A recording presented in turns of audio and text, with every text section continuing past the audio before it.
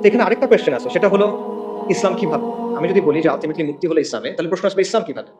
তো এই কোয়েশ্চেনের অ্যান্সারটাও আমি প্রথম কোয়েশ্চেনের সাথে ট্যাগ করতে চাই।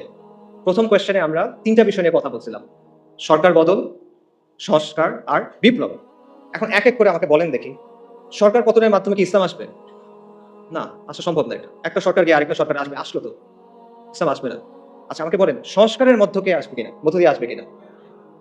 সংস্কারের মধ্যে এটা সম্ভব না। কারণ আপনি যে সিস্টেমটার মধ্যে আছেন সেটা হলো একটা সেকুলার লিবারাল, একটা সেকুলার ব্যবস্থা। এই ব্যবস্থাটা মৌলিকভাবে ইসলামের সাথে সাংঘর্ষিক। এখন আপনি কিভাবে সংস্কার করে করে এটাকে ইসলামে নিয়ে যাবেন? ইটস পসিবল না।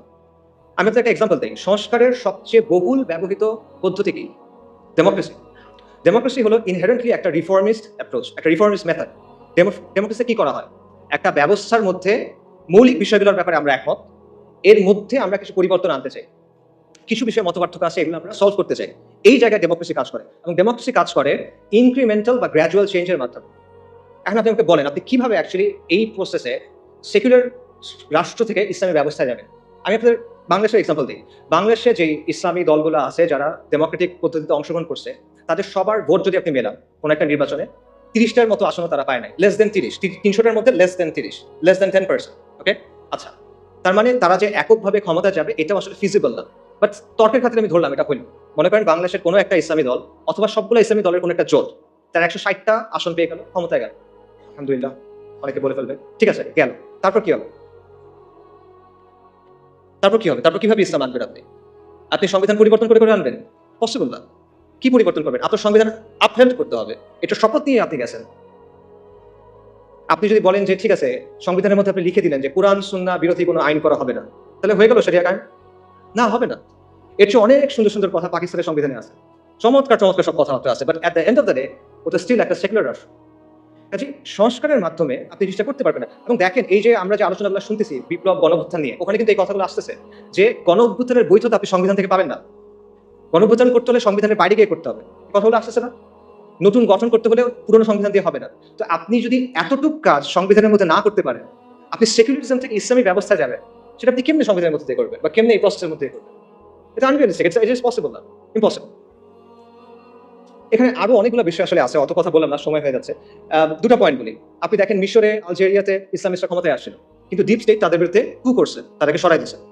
তিউনিসিয়াতে সেম জিনিস হয়েছে, কিন্তু তিউনিসিয়াতে যারা ক্ষমতায় আসছিল তারা ইসলামিস্ট ছিল না, তারা ছিল সাবেক ইসলামিস্ট, যারা পরবর্তীতে লিবারাল ডেমোক্রেট হয়েছে, তাদেরকেও কু করে সরাই দিয়েছে। এবং এই ব্যবস্থায় যারা গেছে তারা নিজেরা চেঞ্জ হয়ে গেছে।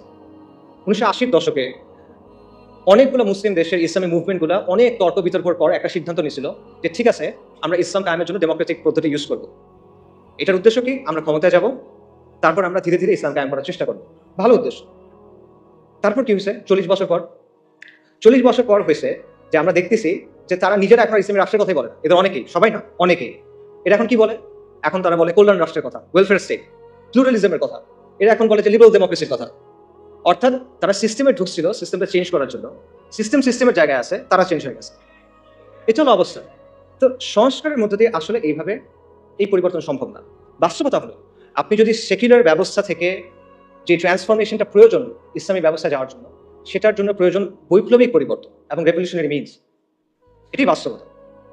এবং এটা শুধুমাত্র ইসলামের ক্ষেত্রে প্রযোজ্য না, এটা যে কোনো ব্যবস্থার ক্ষেত্রে প্রযোজ্য। যখন পৃথিবীতে রাজতন্ত্রের বদলে রিপাবলিক আসে, তখন সেটা বৈপ্লবের পদ্ধতির মাধ্যমে আসে, বৈপ্লবিক পদ্ধতির মাধ্যমে আসে, এবং এটা একটা ঐতিহাসিকভাবে প্রমাণিত সত্য। এটা এমন একটা কনক্লুশন যেটা অ্যাভয়েড করা সম্ভব না। আপনি ধাপে ধাপে চিন্তা করেন। আপনি যদি মুসলিম হন, আপনাকে শরিয়া চাইতে হবে, নন নেগোশিয়েবল।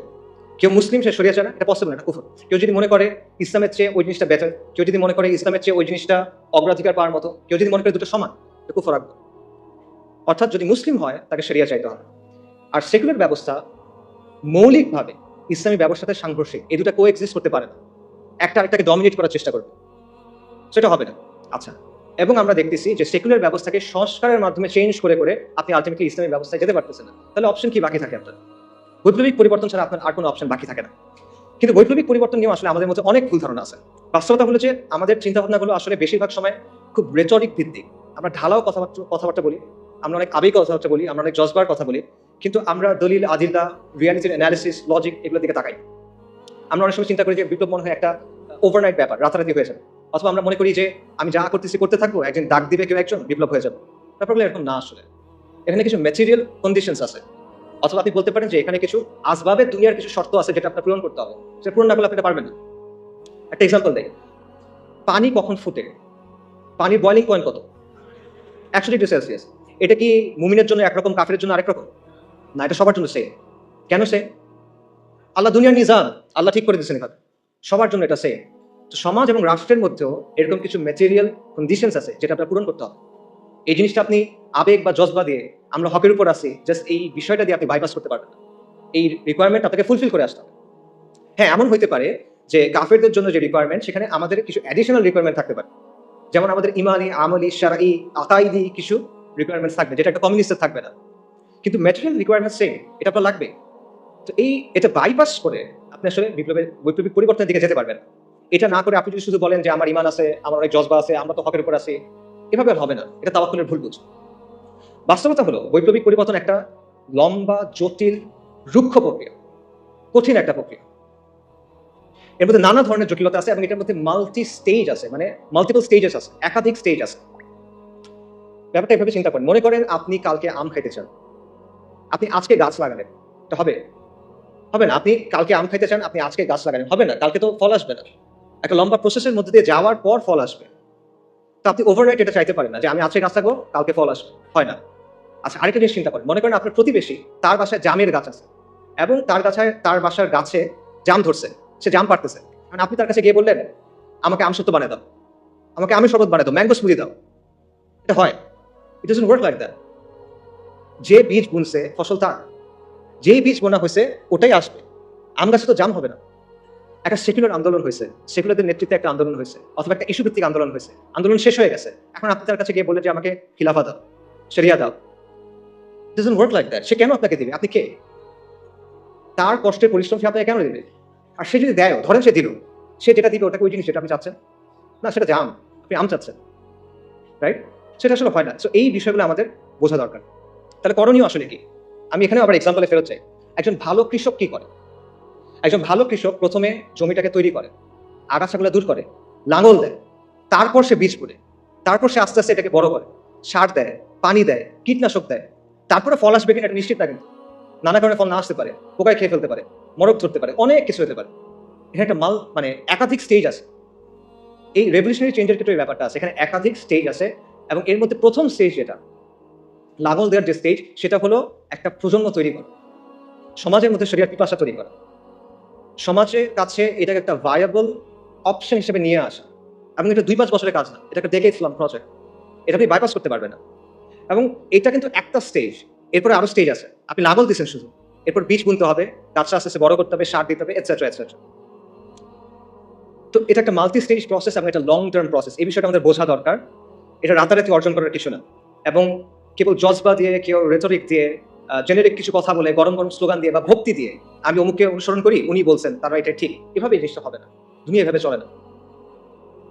তো এই ধরনের পরিবর্তন নিয়ে আসলে আরো অনেক কথা বলার সুযোগ আছে, বাট ওইদিকে আর না যাই, সময় যেহেতু না।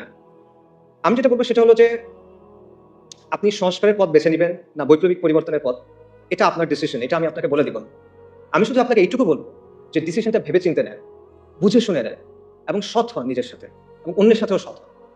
ধরেন কেউ মনে করলো যে আসলে সংস্কারের পদ্ধতি নিতে হবে, কারণ বাংলাদেশের যে জিওপলিটিক্যাল লোকেশন, আমাদের সমাজের যে অবস্থা, আমাদের প্রতিবেশী দেশ, এরকম অনেকগুলো বিষয় আছে যার কারণে এখানে আসলে বৈপ্লবিক পরিবর্তন সম্ভব না। এটা করতে গেলে লাভের চেয়ে ক্ষতি বেশি হবে। তাই আমি যেটা করব, আমি অল্প স্বল্প ভালোর জন্য চেষ্টা করব, সংস্কারের কিছু চেষ্টা করব। আমার উদ্দেশ্য হবে মুসলিমদের স্বার্থ সংরক্ষণ করা, আমার উদ্দেশ্য হবে আমর বিল মারুফ নাহি আনিল মুনকার।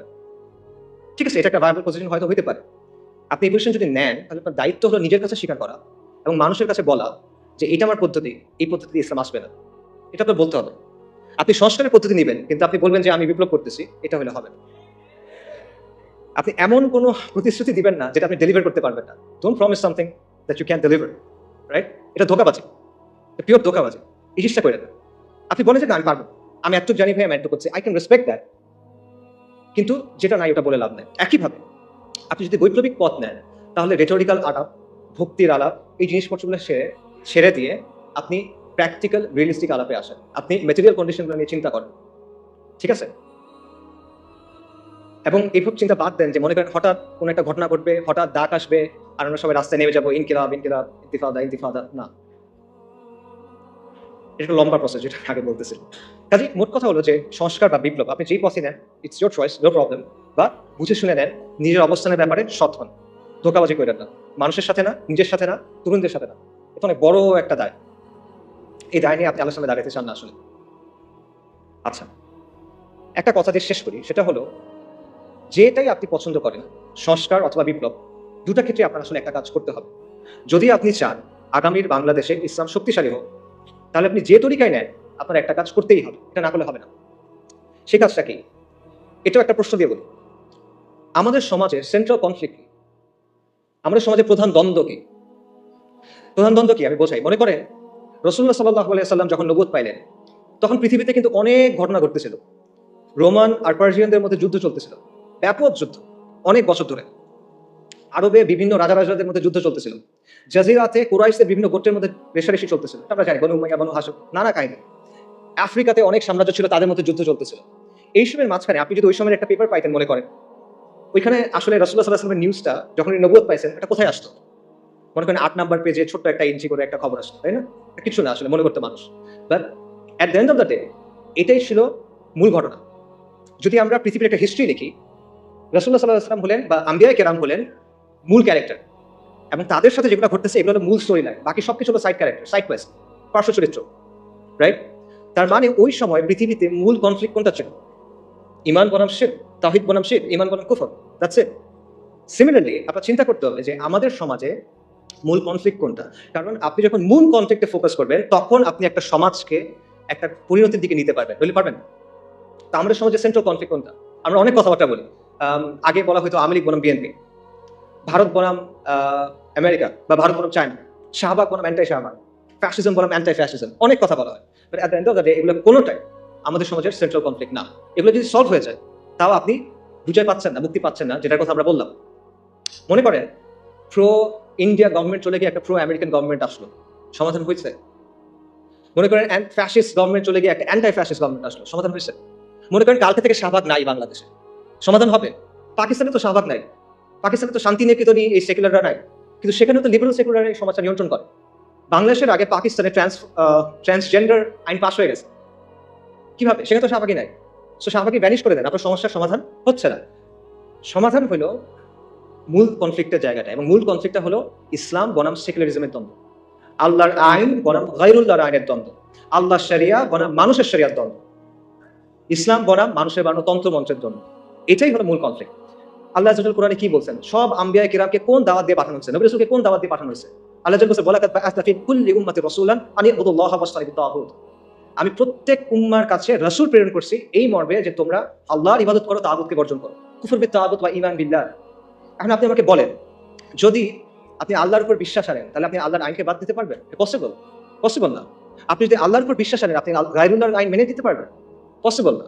তাহলে আপনি যদি ঈমান বিল্লাহ এবং কুফর বিত তাগুত চান, তাহলে অবশ্যই আপনাকে মানতে হবে যে ইসলাম এবং সেকুলারিজমের মধ্যে একটা প্রচন্ড দ্বন্দ্ব আছে, এবং এটাই আসলে সবচেয়ে বড় দ্বন্দ্ব। আপনাকে কেউ বাধ্য করতেছে না আজকে যে তুমি গিয়ে লাত মানাত উজ্জার সামনে গিয়ে সিজদা করো, কেউ আপনাকে বলতেছে না যে তুমি হুবালের সামনে গিয়ে একটা জিনিস কোরবানি করো, কেউ বলবে না।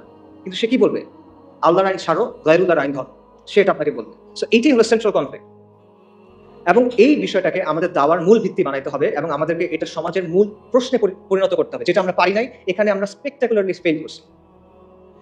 বাংলাদেশের সাধারণ মানুষ যখন তার ভবিষ্যৎ নিয়ে চিন্তা করে, সে কি বলে? দেখেন, সে কিসের কথা বলে? সে বলে ডেমোক্রেসির কথা, সে ভোটের কথা বলে, সে অর্থনীতির কথা বলে, কিন্তু সে কিন্তু শরিয়ার কথা বলে না। তো এটা সেকুলারদের সাফল্য যে তারা তাদের স্লোগান, তাদের চিন্তাগুলো মানুষের কাছে পৌঁছে দিতে পারছে, এবং আমাদের ব্যর্থতা যে এত ইম্পর্টেন্ট একটা বিষয় আমরা মানুষের কাছে পৌঁছে দিতে পারি না। কাজে যদি আমরা ইসলামের বিজয় চাই, তাহলে অথবা আমরা ইসলামকে শক্তিশালী করতে চাই, আবারও বলতেছি, আপনি সংস্কার চান অথবা আপনি বিপ্লব চান, এই কাজটা আপনার করতেই হবে। ইসলাম এবং সেকুলারিজমের মধ্যে যে দ্বন্দ্ব, এটাকে আপনার সমাজের সেন্ট্রাল কনফ্লিক্টে পরিণত করতে হবে। বাকি সবকিছু সেকেন্ডারি। হ্যাঁ, অবশ্যই ব্যক্তি পর্যায়ে আপনি দাওয়া করবেন ঈমান, আমল, আকীদা, অফকোর্স এটা বাদ যাবে না। বাট যখন আপনি সামষ্টিক পর্যায়ে যাবেন, সমাজের কথা বলবেন, তখন এটা আপনার দাওয়ার মূল কেন্দ্র হতে হবে। পাশাপাশি আরেকটা জিনিস আপনাকে করতে হবে, সেটা হলো মানুষের জীবনের সাথে যে জড়িত যে বিষয়গুলো আছে, যেগুলো নিয়ে মানুষ কনসার্ন, সেগুলো নিয়ে আপনার কথা বলতে হবে, এবং সেটা বলতে হবে ইসলামের জায়গা থেকে। এবং এটাও নবী রাসূলদের দাওয়ার সুন্নাহ। নবী রাসূলগণ তাওহীদের দাওয়াত দিয়েছেন, অবশ্যই সত্য, একই সাথে তারা কিন্তু সমাজের জুলুম এবং অনাচারের বিরুদ্ধে কথা বলছে। ফিরআউন বনী ইসরাইলকে বন্দী করে রাখছিল, তাদের উপর জুলুম করতেছিল। আল্লাহ যখন মূসা আলাইহিস সালামকে ফিরআউনের কাছে পাঠালেন, মূসা আলাইহিস সালাম গিয়ে কি বললেন? আল্লাহর ইবাদত করো, আল্লাহর উপর ঈমান আনো, বনী ইসরাইলের উপর জুলুম করা বন্ধ করো, বনী ইসরাইলকে ছেড়ে দাও। লূত আলাইহিস সালাম তার কওমকে কি বললেন? যে তোমরা এই বিকৃত কাজ ছেড়ে দাও। তারা কিন্তু ঈমান আনে নাই তখন, তাও তিনি এটা বলতেছেন। শুআয়ব আলাইহিস সালাম মাদিয়ানবাসীকে কি বলছেন? যে তোমরা আল্লাহর উপর ঈমান আনো এবং ওজনে কম দিও না, পরিমাপে কম দিও না। কারণ ওটা ছিল ওই সমাজের সবচেয়ে বড় সমস্যা। কাজে এটা পরিষ্কার যে নবী রাসূলগণ শুধুমাত্র তাদের জাতিকে তাওহীদের দাওয়াত দেন নাই, পাশাপাশি সমাজের যে বিরাজমান সমস্যাগুলো ছিল, বড় বড় সমস্যা, সেগুলো নিয়ে তারা কথা বলছেন এবং এটা আপনাকেও করতে হবে। এটা আম্বিয়া কেরামের দাওয়াত সুন্নাহ এবং এটা আমাদের করতে হবে। আমরা বলি যে ইসলাম হলো কমপ্লিট কোড অফ লাইফ। তাহলে দ্রব্যমূল্যের সমস্যা, বেকারত্বের সমস্যা, যে বিষয়গুলো নিয়ে মানুষ পেরেশান থাকে, এগুলো ইসলামের মধ্যে নাই, এগুলো শরিয়ার বিষয় না, আপনি এগুলো নিয়ে কথা বলবেন না? কেন বলবেন না? তাহলে এটা Islamic complete code of life কিভাবে হলো? আপনার কথা তো আপনার কাজের সাথে মিলবে না তখন। এই কাজটা আমাদের করতে হবে এবং এটা শুধু, আবারও আমি বলতেছি, এটা শুধু ঢালাও বক্তব্য দিয়ে হবে না। আপনার প্র্যাকটিক্যাল সমাধান তার সামনে আনতে হবে, আপনার প্র্যাগম্যাটিক সমাধান তার সামনে আনতে হবে ইসলামের জায়গা থেকে। আপনি এটা বললে হবে না যে ইসলাম সব সমস্যার সমাধান দেয়। আপনার বলতে হবে ইসলাম অমুক সমস্যার সমাধান এইভাবে দেয় এবং এটা হলো বেস্ট সমাধান, এটা আপনার বলতে হবে। এবং এইভাবে এমনভাবে আপনার মানুষের সামনে ইসলামী ব্যবস্থার একটা ভিশন তুলে ধরতে হবে, যাতে করে মানুষ যখন চিন্তা করে ভবিষ্যৎ নিয়ে, তখন সে মনে করবে যে হ্যাঁ, আমি সেরিয়াস। এটা আমরা করি না। এখানে আমাদের অবস্থান জিরোর কাছাকাছি, হয়তো 1%, 100 মধ্যে। আমার মনে হয় 1% না।